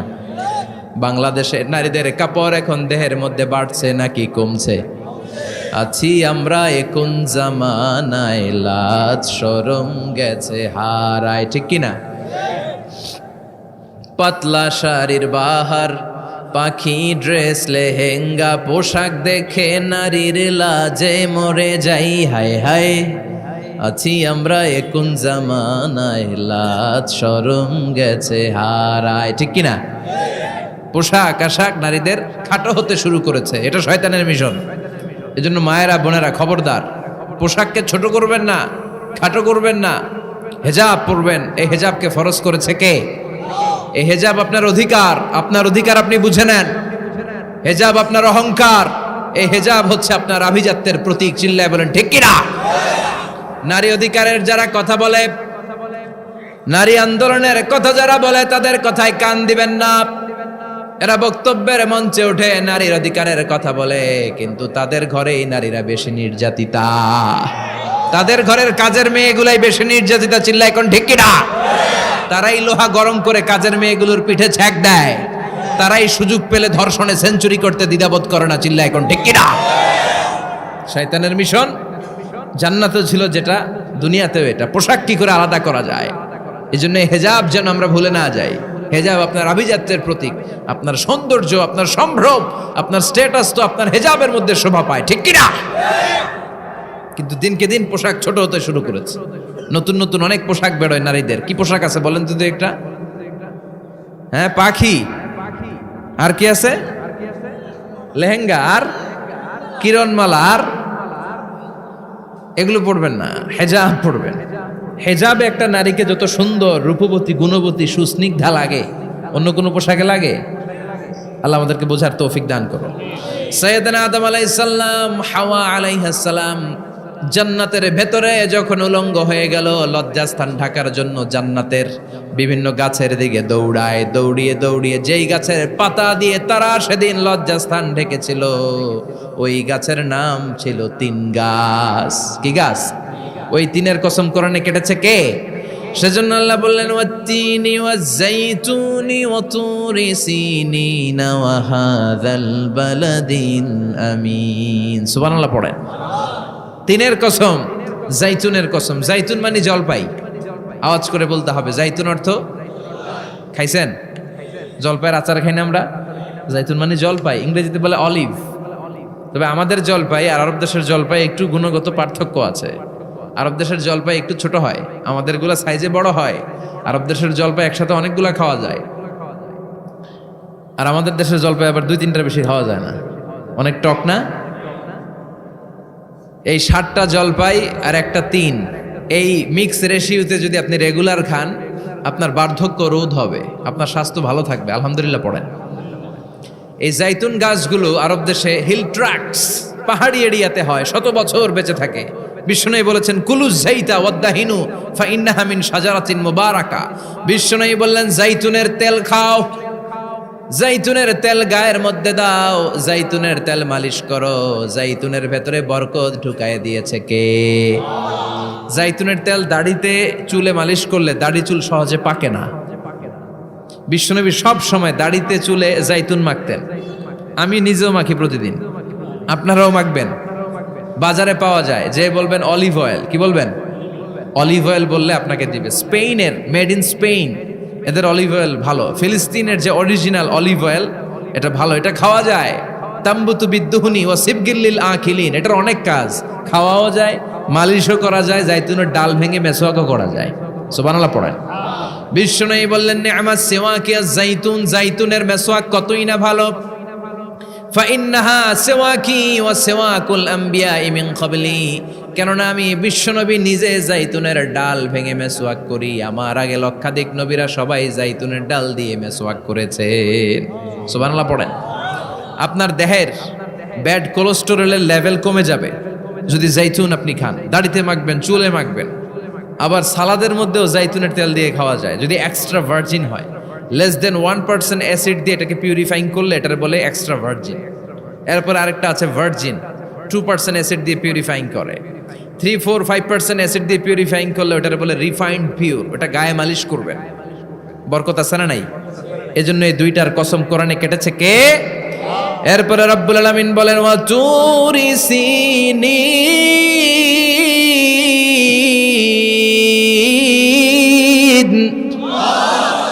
আমি তিন আর জাইতুনের কসম যেমনি কোরআনের মধ্যে করলাম, সাথে সাথে তুর পাহাড়ের কসম কাটলাম। সুবহানাল্লাহ পড়েন। সাউথ সাইনা, দক্ষিণ সিনাইয়ে এই তুর পাহাড়ের অবস্থান। মিশরে দুইটা জেলা আছে, উত্তর সিনাই, দক্ষিণ সিনাই। এই দক্ষিণ সিনাইতে 2285 মিটার উঁচু এই পাহাড়। সাইয়েদনা মুসা আলাইহিস সালাম এই পাহাড়ে উঠে কথা বলতেন কার সাথে? তাওরাতের মতো কিতাবকে আল্লাহ তাআলা কাঠের তক্তার মধ্যে লিখে এই পাহাড়ের উপর নাজিল করেছে। কাঠের তক্তা চিনেন? কাঠ দিয়ে মোটা মোটা তক্তা বানায় না? আল্লাহ নিজ হাতে তাওরাত লিখে এই কাঠের তক্তাগুলো সাইয়েদনা মুসা আলাইহিস সালামকে দিলেন, বললেন যাও, এটার মধ্যে হেদায়েত আছে, নূর আছে, বোরহান আছে, নিয়ে যাও, বনি ইসরায়েলের কাছে দাওয়াতের বাণী পৌঁছে দাও, তুমি বার্তাবাহ, যাও। সাইয়েদনা মুসা আলাইহিস সালাম দেখলেন ছোট্ট ছোট্ট কিছু কাঠের ফলকার তক্তা, ভাবলেন কাঁধের মধ্যে তুলে নিয়ে যাই, এর চেয়েও কত ভারী ভারী জিনিস আমি মুসা কাঁধের মধ্যে তুলে বেড়াই। কিন্তু সাইয়েদনা মুসা আলাইহিস সালাম তক্তার মধ্যে হাত দিয়ে দেখে কাঁধে উঠাবে তো দূরের কথা, নাড়াতেই পারে না।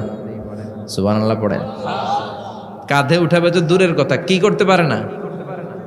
নাড়াতেই পারে না। মুসা আলাইহিস সালাম ভাবলেন এদিক দিয়ে মনে হয় শক্ত, ওদিকে মনে হয় নরম, ওদিক দিয়ে ধরি, ওদিকে টান দেয়, ওদিকেও নড়ে না, মাঝখানে ধরে টান দেয়, নড়ে না।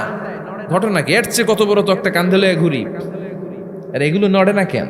আল্লাহ জিব্রাইলরে বলেন না একটু হেল্প করতে? আল্লাহ বললেন যাও, তোমারে হেল্প করতে কইছে।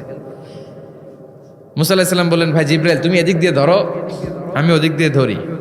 আমরা এরকম ধরে বলি না মারো টান হেইয়ো, এই দুইজনে হেইয়ো হেইয়ো শুরু করছে, কিন্তু তক্তা নড়ে না। মুসা আলাইহিস সালাম বললেন চলো পজিশন চেঞ্জ করি, তুমি এদিকে আমি ওদিকে, মারো টান আরো জোরে, কিন্তু তক্তা নড়ে না। মুসা আলাইহিস সালাম বললেন আল্লাহ জিব্রাইলের যে সঙ্গী ফেরেশতা 11 বলো না একটু হেল্প করতে? আল্লাহ বলে যাও হেল্প করে আসো। এবার সবাই মিলে মারো টান আরো জোরে, গায়ে যত জোর আছে।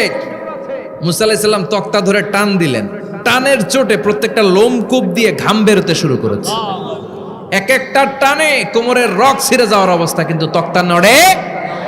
আল্লাহ ডেকে বললেন মুসা রক ছিঁড়ার দরকার নাই, আর ঘেমে অস্থির আর ঘরমাক্ত হওয়ার দরকার নাই। আসলে তক্তার এত ওজন না, কিন্তু তক্তার মধ্যে যেই বাণীগুলো আছে এই বাণীগুলো কার? এটা আমার বাণী রে মুসা, এগুলো আমার কথা, এগুলো আমার দেওয়া কিতাব, এগুলো সাধারণ দুনিয়ার বাণী নয়, সাধারণ কথা নয়। এই জিনিসটা বোঝাবার জন্য তক্তার ওজন আমি বাড়িয়ে দিয়েছি। এবার ফেরেশতার সাহায্যের দরকার নাই, নিজেই টান দাও, দেখবা উঠাতে পারবা। সাইয়েদনা মুসা আলাইহিস সালাম এখন দেখে টান দিয়ে কাঁধে নেওয়া যায়। সুবহানাল্লাহ পড়েন। এই যে তুর পাহাড় তিনি মুসা আলাইহিস সালামকে দিয়েছিলেন, যেই পাহাড়ের উপরে, পাহাড়টার নাম তাওরাত কিতাব যে তিনি দিয়েছিলেন, যেই পাহাড়ের উপরে, ওই পাহাড়টার নাম কি? তুর পাহাড়। বিশ্বনবী মেরাজে যখন গিয়েছিলেন, সাইয়েদনা জিব্রাইল এই তুর পাহাড়ে বিশ্বনবীকে নামিয়ে বললেন অন্ধকার, ইয়া রাসূলুল্লাহ উদউল্লাহ, আল্লাহর কাছে দোয়া করেন। বিশ্বনবী বললেন জিব্রাইল দোয়া করলাম, কিন্তু কোন জায়গায় কোন পাহাড়ের উপরে আমারে নামালা? আমি তো এলাকা চিনি না, পাহাড় চিনি না, কোন পাহাড় এটা? সাইয়েদনা জিব্রাইল বললেন নবী হাদিহি জাবালু মুসা তুর সাইনা, এটা আপনার ভাই মুসার পাহাড়, তুর পাহাড়। সুবহানাল্লাহ। এটার চূড়ায় বিশ্বনবী দোয়া করেছেন। এবং ইয়াজুজ মাজুজের আক্রমণ থেকে বাঁচার জন্য ঈসা আলাইহিস সালাম কিয়ামতের আগে সব মুমিন বান্দাদেরকে নিয়ে তুর পাহাড়ের উপরে উঠবে। সুবহানাল্লাহ পড়েন। আমি নিজেই তুর পাহাড়ের উপরে উঠছি 2 বার জীবনে। আমি মিশরে ছিলাম তো, ওখানে আমি শিক্ষা সফরে 2 বার আমরা প্রায় তুরে সাইনাতে সফর করতাম। ঠান্ডা একটা এলাকা, মিশরে পুরো মিশরে গরম, ওদিকে ঠান্ডা। 3 ধর্মের লোকদের জন্য এটা একটা তীর্থস্থান, সবাই যায়, ইহুদিরা যায়, খ্রিস্টানরা যায়, আমরাও যেতাম। মাঝরাতে তুর পাহাড়ে উঠতে হয়, ফজরের সময় পৌঁছতে হয়, আবার 7টা-8টার দিকে ব্যাক করতে হয়। 10টা-11টার পরে সূর্যের তাপে পাথরের পাহাড় এত গরম হয়, ওখানে কোনো মানুষ দাঁড়িয়ে থাকতে পারে না। আমরা উঠতেছি কাঁধের মধ্যে ব্যাগ নিয়ে, খ্রিস্টানরাও উঠতেছে, ইহুদিরাও উঠতেছে। ওটার উপরে খ্রিস্টানদের একটা চার্চ আছে, গির্জা। ইহুদিদের আছে একটা ছোট্ট সিনাগগ। ইহুদিরা যে জায়গায় নামাজ পড়ে ওটারে কি বলে? সিনাগগ।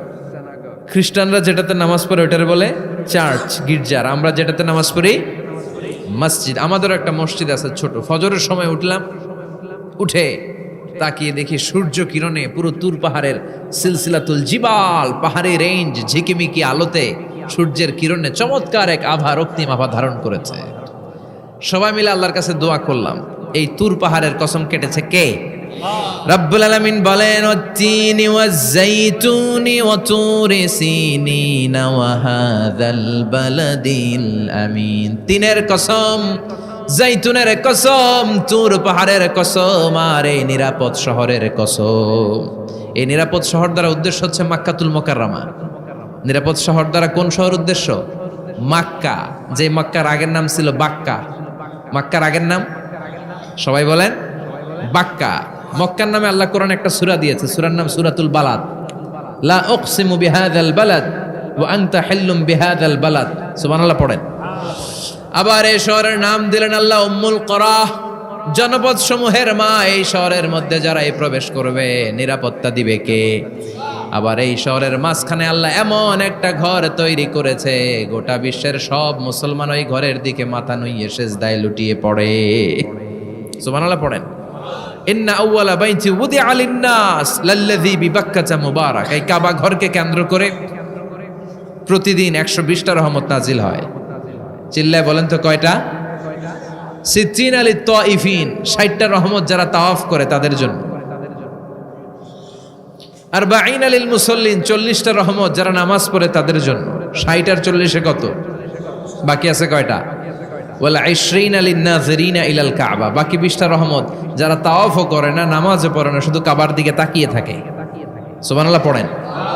আবার কাবার 4টা কর্নার আছে, একটা কর্নারের ভেতরে একটা পাথর আছে, এটাকে বলে ব্ল্যাক স্টোন কর্নার, হাজরে আসওয়াদের পাথর। এই পাথরে যেই চুমো দেয়, পাথর ওই চুমোদানকারীর জীবনের সব গুনাহ টেনে শুষে সব নিয়ে যায়। কিয়ামতের দিন আল্লাহ হাজরে আসওয়াদের 2টা ঠোঁট দিবেন, 2টা চোখ দিবেন, আর দাঁড় করিয়ে দিবেন। আল্লাহর সামনে দাঁড়িয়ে দাঁড়িয়ে হাজরে আসওয়াদ সুপারিশ করবে। আল্লাহর কাছে বলবে, আল্লাহ এই লোকটা আমারে চুমু দিয়েছে, তার জন্য জাহান্নামের আগুন হারাম করে দাও।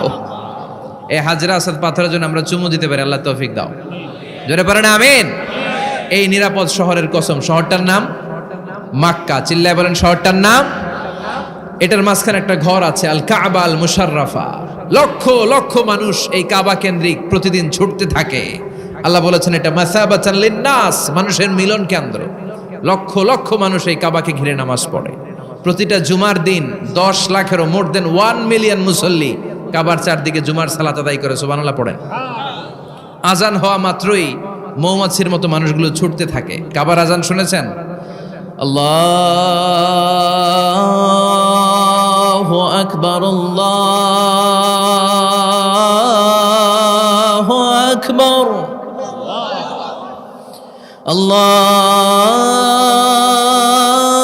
আল্লাহু আকবার,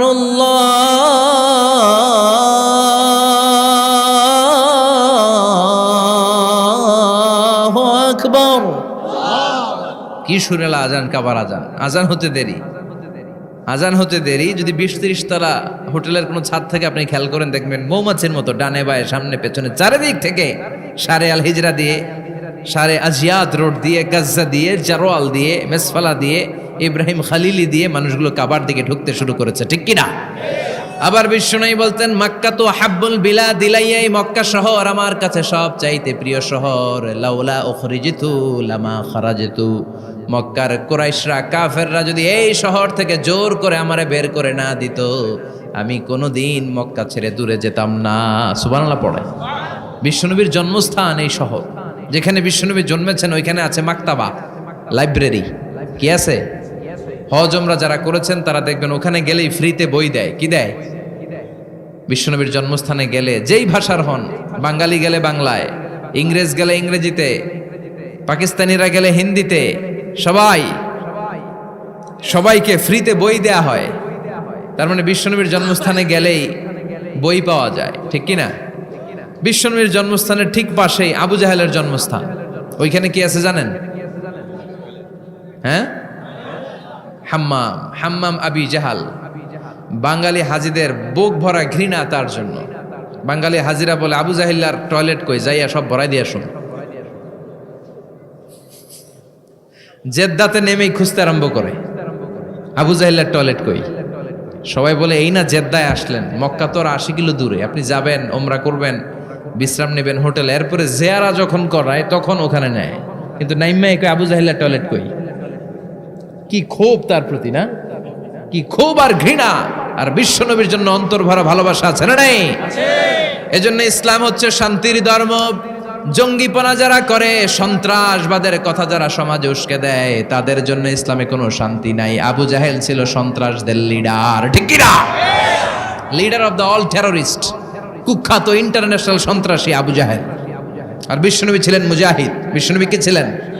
মুসা আলাইহিস সালাম ছিলেন মুজাহিদ। ফেরাউন ছিল কুখ্যাত সন্ত্রাসী আর জঙ্গি, ঠিক কিনা? সাইয়েদনা ইব্রাহিম ছিলেন মুজাহিদ আর নমরুদ ছিল জঙ্গি, ঠিক কিনা? যারা ইসলামের পক্ষে কথা বলে তারা মুজাহিদ, আর যারা ইসলামের বিপক্ষে তারা সন্ত্রাস আর জঙ্গি। চিল্লায় বলেন ঠিক কিনা? সে আল্লাহ ডেকে বললেন, গোলামুত্তিনি ওয়াজ-যাইতুনি ওয়া তুরি সিনিনা ওয়া হাযাল বালাদিল আমিন। 3 ফলের কসম, জাইতুনের কসম, তুর পাহাড়ের কসম, বিশ্বনবীর জন্মস্থান মক্কাতুল মুকাররমার কসম। 4টা জিনিসের কসম কেটেছে কে? কয়টা জিনিসের? 4টা জিনিসের কসম কেটে আল্লাহ একটা কথা বলবেন। ওই কথাটার গুরুত্ব বেশি না কম? লাকাদ খালাকনাল ইনসানা ফি আহসানি তাকওয়িম। সবাই পড়েন, লাকাদ খালাকনাল ইনসানা ফি আহসানি তাকওয়িম। নিশ্চয় আমি মানুষের চেহারাটারে, আকৃতিটারে বড্ড চমৎকার আকৃতি দিয়ে তৈরি করেছি। সুবহানাল্লাহ। মানুষের মতো কোনো সুন্দর প্রাণী পৃথিবীতে নাই, আছে? গরু দেখবেন সবগুলোর চেহারা একরকম। কুকুরের অলমোস্ট সব কুকুরের কেন্দ্রীয় চেহারা এক, সব ছাগলের কেন্দ্রীয় চেহারা এক। কিন্তু একটা মানুষের সাথে আরেকটা মানুষের চেহারা মিলে? আমার সাথে হুজুরের চেহারার মিল আছে, হুজুরের সাথে ভাইয়ের, ভাইয়ের সাথে আপনার। 700 কোটি মানুষ নাকি পৃথিবীতে এখন আছে। এই 700 কোটির সাথে একটার লগে আরেকটার মিলে? কত 700 কোটি ময়রা কবরে ভূত হয়ে রয়েছে, একটার সাথে আরেকটার মিল ছিল? আরো কত 700 কোটি যে কিয়ামতের আগে আসবে, একজনের সাথে আরেকজনের চেহারার কোনো মিল খাবে? এরপর আপনি হিউম্যান অ্যানাটমি নিয়ে গবেষণা করেন, পায়ের পাতা থেকে শুরু করে মাথার তালু পর্যন্ত একটার পর একটা অঙ্গ এমন ভাবে আল্লাহ তৈরি করেছে, পৃথিবীর কোনো ডিজাইনারের কোনো ডিজাইন দ্বারা এটাকে মাপজোক আর পরিমাপ করা সম্ভব না। চিল্লায় বলেন ঠিক কিনা? এজন্য আল্লাহ বললেন, লাকাদ খালাকনাল ইনসানা ফি আহসানি তাকওয়িম। মানুষকে চমৎকার আকৃতি দিয়ে তৈরি করেছে কে? আমাদের যেই অঙ্গটা ঠিক যেখানে বসানো দরকার, ঠিক সেই অঙ্গটা আল্লাহ তাআলা ওইখানেই বসিয়েছে, ঠিক কিনা? আল্লাহর সৃষ্টির মধ্যে কোনো খুঁত ধরার, ভুল ধরার ক্ষমতা কারো আছে? এক লোক বট গাছের তলায় বসে বিশ্রাম নিচ্ছে, আর বট ফল দেখে অবাক যে এত মোটা বট গাছ, ফলগুলো এত ছোট। বট ফল ছোট হয় না নাকি এত বড়? আর পাশেই ছিল কুমড়া গাছ, লাউ গাছ। আল্লাহরে গালে দিতেছে, আল্লাহর কি রুচি! চিকন চিকন কুমড়া গাছ, চিকন চিকন লাউ গাছ, এত বড় ফল, আর ইয়া মোটা বট গাছ, এতটুকু ফল। আল্লাহর গালি দিতে দিতে ঘুমায় গেছে। আল্লাহরে গালি মারতে মারতে কখন যে ঘুমায় গেছে নিজেও জানেন। হঠাৎ একটা বট ফল পড়ছে একেবারে নাকে, লাফ দিয়ে উঠেছে। উঠে দেখে নাক দিয়ে রক্ত বেরোচ্ছে, ব্লিডিং। নাকের রক্ত মুছে আর পড়তে আরম্ভ করছে আলহামদুলিল্লাহ। কি পড়ে? মনে মনে কয়, আল্লাহরে কেন গালি দিলাম? ওই কুমড়া যদি এইখানে হইতো, ওই লাউ যদি এইটার উপরে হতো, কুমড়া যদি একটা নাকের উপরে পড়তো, আমি নিজেই কুমড়া হইয়া যাইতাম, ঠিক কিনা? সুবহানাল্লাহ পড়েন। মা খালাকতা হাযা বাতিলা। এমনি এমনি আল্লাহ কিছু বানায় নাই, যেখানে যেটা যতটুকু দরকার সেটা করে দিয়েছে কে? চোখ যেখানে থাকা দরকার চোখ দিছে কে? নাক যেখানে দরকার নাক দিছে কে? চোখ কান এদিকে না হইয়া যদি অন্যদিকে হইতো সুবিধা হইতো? চোখ দুইটা মনে করেন এদিকে নাই, আছে এদিকে, এদিকে একটা চোখ, এদিকে, সুবিধা হইতো? খাওয়ার সময় আমরা প্রথমে দেখি, নাক দিয়ে শুকি, তারপরে মুখে মারি, ঠিক কি না? তো চোখ যদি পিছনে হইতো, প্রত্যেকটা খাবার নিয়ে চোখে দেখানো লাগতো এইভাবে। তাই না? নাকও যদি এইখানে না হয়ে এদিকে নাকটা হইতো, খাবার নিয়ে ঘ্রাণ শুকতে চাইলে পেছনে নিয়ে। দেখেন কি সেটিং। চোখ যদি এইখানে না থেকে মাত্র 2 ইঞ্চি উপরে যদি আল্লাহ দিত, এদিকে একটা চোখ এদিকে একটা চোখ, সেজদা দিতে পারতেন? চোখ বন্ধ করে সেজদা দেওয়া লাগতো, ঠিক কিনা? ফুটবল খেলতে পারতেন? ফুটবলে হেড দিলেই ডিমের মতো পোজ হয়ে যেত চোখ দুইটা। সুবহানাল্লাহ পড়বেন না? দেখেন কানের কি সেটিং। কান যদি এইখানে না দিয়ে এই কানটা আল্লাহ এই বগলের নিচে দিত, আর এই কান যদি এই বগলের নিচে দিত, আজকে ওয়াজ শুনতেন কেমনে? এমনে। হাত তোলেন সবাই। 1.5 ঘন্টা আজারি সাহেবের আলোচনা এমনে থাকেন। 1.5 ঘন্টা হাত দুইটা তুলে থাকা যায় তো? হাত নামাইলে ওয়াজ শোনা যায় না, হাত উঠাইলে শোনা যায়। সুবহানাল্লাহ পড়েন। যেখানে যেটা যেভাবে দরকার দিয়ে দিয়েছে কে? আবার এখানে এয়ার ক্যানেল দিলেন। অনেকে কয় এগুলা দিছে কেন? এই ক্যানেল কিন্তু দরকার। ক্যানেল না থাকলে আপনার কথা ঢুকবে না, আপনি বুঝবেন না। অনেকের এই কানের ডিফেক্ট আছে, ডিফর্মড বেবি, এই রোগ নিয়ে জন্মাইছে, কানে মেশিন লাগানো লাগে, এই ক্যানেলের সমস্যা। এটা কেটে দিলে আপনি কান কাটা রমজান। কান কেটে দিলে আপনি কান কাটা রমজান হয়ে যেতেন। এই ক্যানেল দিয়ে ঘুরে ঘুরে সাউন্ড ওয়েভ গুলো যায়, ফলে আমরা শুনতে পাই। এই ক্যানেল না থাকলে শুনতে পেতাম না। তার মানে মা খালাকতা হাদা বাতিলা, এমনি এমনি কিছু দেয় নাই। 206টা হাড্ডি দিয়ে আমাদের মানুষের দেহ, ছোট্ট হাড্ডিটা আল্লাহ দিয়ে দিছে এখানে। এটার ভিতরে একটা ড্রাম আছে, এটার বলে এয়ার ড্রাম। সাউন্ড ওয়েভ, শব্দ তরঙ্গ এয়ার ড্রামে নক করে, এরপরে outer air, middle air, inner air হয়ে ইলেকট্রিক্যাল সিগন্যালের মাধ্যমে যাই দেখে যায়, ব্রেনের সাথে কানেক্ট হতে হলে ইলেকট্রিক্যাল সিগন্যাল দিয়ে কানেক্ট হতে হয়। এই সাউন্ড ওয়েভ, শব্দ তরঙ্গগুলো ইলেকট্রিক্যাল সিগন্যাল দিয়ে ট্রান্সমিট হয়ে ব্রেইনের হেয়ারিং নার্ভ, শুনবার যে স্নায়ু, ওইখানে নক করে। নক করা মাত্রই শব্দ তরঙ্গ আপনার শুনবার অনুভূতি জাগায়। এই সূক্ষ্মাতি সূক্ষ্ম কাজ কত ছোট্ট আর অল্প সময়ে করে দিচ্ছে কে? চোখ দিয়ে তাকানো মাত্রই দেখি কত রঙের রং দেখি। Human eyes can identify, can recognise more than 10 million colours. আমার কথা না, চক্ষু বিশেষজ্ঞদের কথা। মানুষের চক্ষু 10 মিলিয়নেরও বেশি রং, 1 মিলিয়নে 10 লাখ, 10 মিলিয়নে 1 কোটি, 1 কোটিরও বেশি ধরনের রং এই চোখ শনাক্ত করতে পারে। সাইজ মাত্র 2 মিলিমিটার। ছোট্ট এই চোখ দিয়ে এত কিছু দেখার সুযোগ দিয়েছে কে? এই দুটি চোখ দিয়েছি বলে দেখো যে কত অপরূপ নয়নাভিরাম। খেতে খামারের জোড়ায় জ্বালা বিধুরধু, তোমার দেয়া চোখের শুকুর জানাবো তার ভাষা কই। যতই দেখি ততই যেন পলক ছাড়া চেরই। সুবহানাল্লাহ পড়ে। যতই দেখি ততই যেন পলক ছাড়া চেরই। এভাবে আমাদের দেহের প্রতিটি অঙ্গ সেট আপ করেছে কে? আল্লাহু আকবার। এজন্য রাব্বুল আলামিন বলেন, লাকাদ খালাকনাল ইনসানা ফি আহসানি তাকওয়িম। আমি মানুষকে সবচাইতে সুন্দর আকৃতিতে তৈরি করেছি। সুবহানাল্লাহ। আমরাই শুধু মাথা উঁচু করে দাঁড়াতে পারি। গরু এরকম মাথা উঁচু করে দাঁড়াতে পারে? গরুর মাথা নিচে, ছাগলের মাথা নিচে, সবার মাথা নিচে। মানুষই 2 পায়ে ভর করে শির দ্বারা, মানে স্পাইনাল কর্ডের উপর টান টান হয়ে মাথাটা উঁচু করে এইভাবে দাঁড়ায়। পৃথিবীতে একটাই সৃষ্টি, এজন্য আল্লাহ এই সৃষ্টির নাম দিয়েছে আশরাফুল। যে মাখলুকাতের কাছে নূরের ফেরেশতাও সেজদা দিতে বাধ্য হয়েছে, ঠিক কিনা? তুমি মাটির আদমকে প্রথম সৃষ্টি করিয়া ঘোষণা করিয়া দিলে শ্রেষ্ঠ বলিয়া, তাই তো নূরের ফেরেশতা করে আদমকে সেজদা, ঠিক কিনা? তাই তো নূরের ফেরেশতা করে আদমকে সেজদা। সবার চেয়ে সম্মান দিলে মাটির আদমকে। আল্লাহু আল্লাহু তুমি জাল্লে জালালুহু, শেষ করা তো যায় না গে তোমার গুণগান। আল্লাহু আল্লাহু। সুবহানাল্লাহ পড়েন। আশরাফুল মাখলুকাত বানালেন।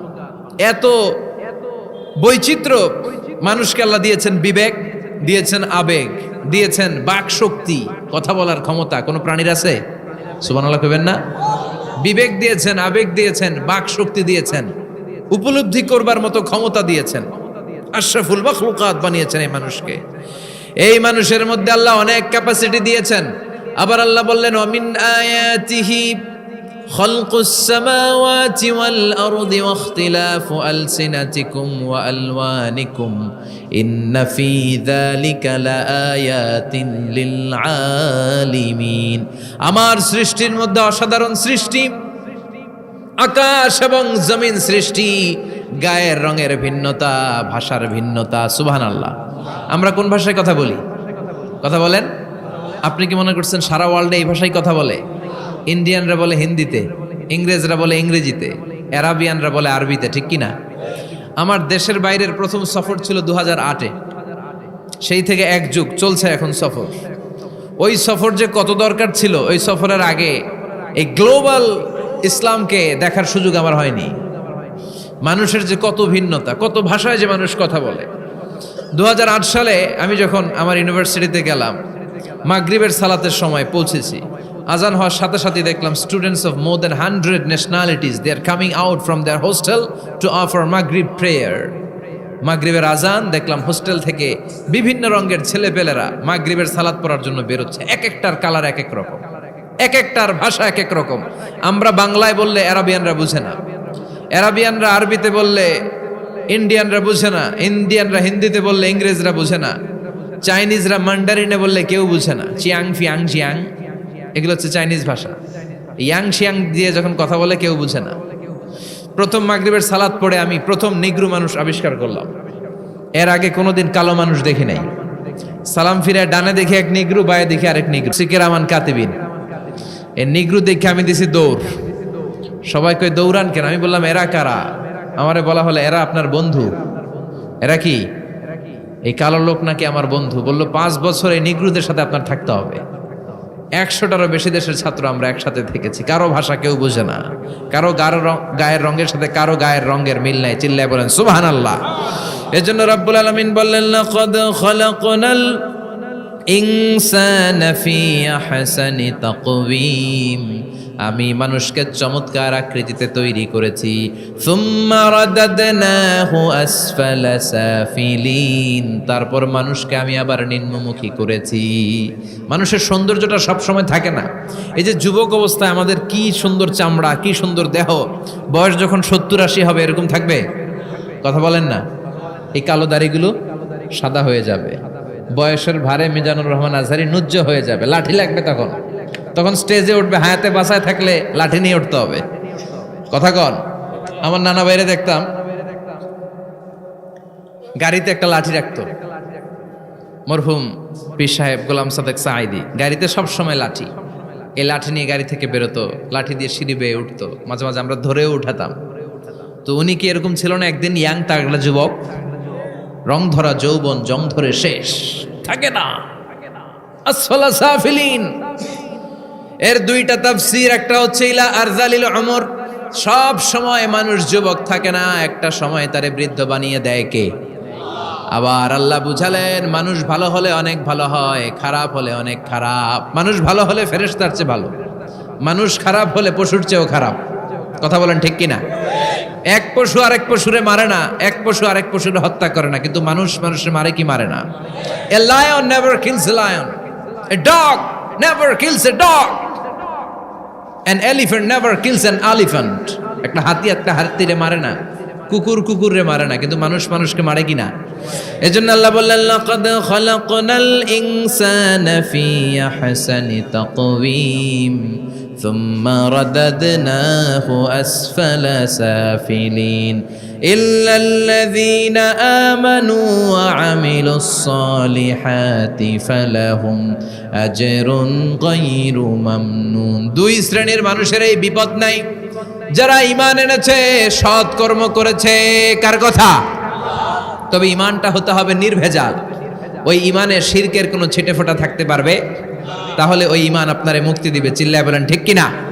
ওয়া আমিলুস সালিহাত, নেক কাজ করে, সৎ কাজ করে, ফালাহুম আজরুন গায়রু মামনুন, তাদের জন্য এমন প্রতিদান আছে যেটা শেষ হবে না। আমাদের জন্য সবচেয়ে বড় প্রতিদান হচ্ছে জান্নাত। মুমিনের জন্য সবচেয়ে বড় পাওয়া হচ্ছে জান্নাত। চিৎকার করে বলতে হবে সবচেয়ে বড় প্রতিদান কি? মালিক তুমি জান্নাতে তোমার পাশে আমায় একটি ঘর বানিয়ে দিও, একটি ঘর বানিয়ে দিও সে বিভীষিকাময় মহাদিনে তোমার প্রতিবেশী করে নিও। মালিক তুমি জান্নাতে তোমার পাশে আমায় একটি ঘর বানিয়ে দিও। পড়েন আমিন, চিল্লায় পড়েন আমিন। তার মানে যারা ঈমান আনবে, নেক কাজ করবে, তাদের হারাবার কিছু নাই। চিল্লায় কোন ঠিক কিনা? আমাদের হারানোর কিছু আছে? আমরা মল্লে শহীদ বাঁচলে, মল্লে শহীদ বাঁচলে, এজন্য ঈমানটা হতে হবে পাকা ঈমান। ঈমানদার কখনো পথ হারায় না। ঈমানদার ভরসা রাখে কার উপর? আপনি যদি ঈমানের পক্ষে থাকেন, কোরআনের পক্ষে থাকেন, ইসলামের পক্ষে থাকেন, আপনার উপর আযাব আসবে, গজব আসবে, বিপদ আসবে, নবীদের উপর যেমনি এসেছে, ঠিক কিনা? ঝুঁকি যদি আসে, ভয় যদি আসে, আপনার উপর আযাব যদি আসে, শাস্তি যদি আসে, অত্যাচার আসে, মুমিন কখনো ভয় পায়? কথা বলেন। মুমিন কখনো পথ হারায় না, মুমিন কখনো আশা ছাড়ে না। চিল্লায় বলেন ঠিক কিনা? কারণ মুমিন খুব ভালো করে জানে রাত্রি যত গভীর হয় সুবহে সাদিকের সময় কাছে আসতে থাকে। কথা বলেন। গর্ভবতী মায়ের পেটের ব্যথা যত বাড়তে থাকে, নতুন মেহমান আসার সময় কাছে আসতে থাকে। তেমনি ইসলামের পক্ষে যারা কথা বলে, ইসলামের পক্ষে যারা লড়াই করে, হকের ব্যাপারে যারা বাতিলের বিরুদ্ধে আপোষহীন, তাদের উপর যত অত্যাচার আসবে ইসলামের বিজয়ের সময় কাছে ঘনাতে থাকবে। চিল্লায় বলেন ঠিক কিনা? ইসলাম জিন্দা হতা হয় হার কারবালা কি বাত। প্রতিটা কারবালার রক্তক্ষয়ী সংগ্রামের পরে ইসলামের বিজয় আসে। ইসলামের বিজয় মিষ্টি কথায় আসে না। ইসলামের কথা, ইসলামের বিজয়টা এমনি এমনি আসে না। ইসলাম জিন্দা হতা হয় হার কারবালা কি বাত। প্রতিটা কারবালার রক্তক্ষয়ী সংগ্রাম দিয়ে ইসলামের পতাকা উড়ে। চিল্লায় বলেন ঠিক কিনা? সে আল্লাহ বললেন ইল্লাল্লাযীনা আমানু وعملوا الصالحات فلهم أجر غير ممنون فما يكذبك بعد بالدين أليس الله بأحكم الحاكمين। ও নবী, এরপরেও কোন জিনিস তাদেরকে ইসলাম থেকে দূরে রাখে? তাদেরকে জিজ্ঞেস করেন আমি কি শ্রেষ্ঠতম বিচারক নই? সব বিচারকের শ্রেষ্ঠ বিচারক কে? কার বিচারে কোনোদিন জুলুম হয় না? চিল্লায় বলেন। আল্লাহর বিচারে কেউ কোনোদিন ঠকবে? তিনি সবচেয়ে শ্রেষ্ঠতম বিচারক। বিষ্ণু বললেন সূরাতুত তিন তেলাওয়াত করতে করতে কেউ যখন এই অষ্টম আয়াতে চলে আসে, সেজন্য বলে বালা ওয়া আনা আলা যালিকা মিনাশ শাহিদিন। আল্লাহ, আমি সাক্ষ্য দিচ্ছি আপনি শ্রেষ্ঠ বিচারক। আপনার চাইতে শ্রেষ্ঠ বিচারক হতে পারে না। দুনিয়াতে যে বিচারগুলো পান নাই, আপনি কি মনে করছেন আখিরাতে এই বিচার হবে না? কথা বলেন। আপনার উপর জুলুম করা হয়েছে, আপনাকে নির্যাতন করা হয়েছে, এগুলোর বিচার করবে কে? আপনার জমি মেরে খেয়ে দিয়েছে, আপনার সম্মান নষ্ট করেছে, বিচার করবে কে? যত অন্যায় বিচার পৃথিবীতে হয়েছে, এগুলোর নতুন করে বিচার হবে। সেই বিচারকের, সবচেয়ে বড় বিচারকের ভূমিকা পালন করবে আমাদের আল্লাহ। আহকামুল হাকিমিন। Allah put a question to the audience, to the মুমিনিন। মুমিনদের কাছে আল্লাহ একটা প্রশ্ন রেখে এই সূরাটা শেষ করেছেন। আলাইসাল্লাহু বি আহকামিল হাকিমিন। আমি কি শ্রেষ্ঠতম বিচারক নই? এজন্য আমাদের ভরসা সবসময় একজনের উপর, তিনি কে? আর মুমিন কখনো আশা হারায় না। মুমিন তাওয়াক্কুল করে কার উপর? ভরসা রাখে কার উপর? বিপদে আপদে, সকালে বিকালে, সর্বাবস্থায় ফরিয়াদ করে একজনের কাছে, তিনি কে? আল্লাহ আমাদের সবাইকে কথাগুলো বুঝার আমল করার তৌফিক দান করুক। আমরা পড়ি আমিন। আরো জোরে পড়েন আমিন। সুবহানাকাল্লাহুম্মা ওয়া বিহামদিকা আশহাদু আল্লা ইলাহা ইল্লা আনতা আস্তাগফিরুকা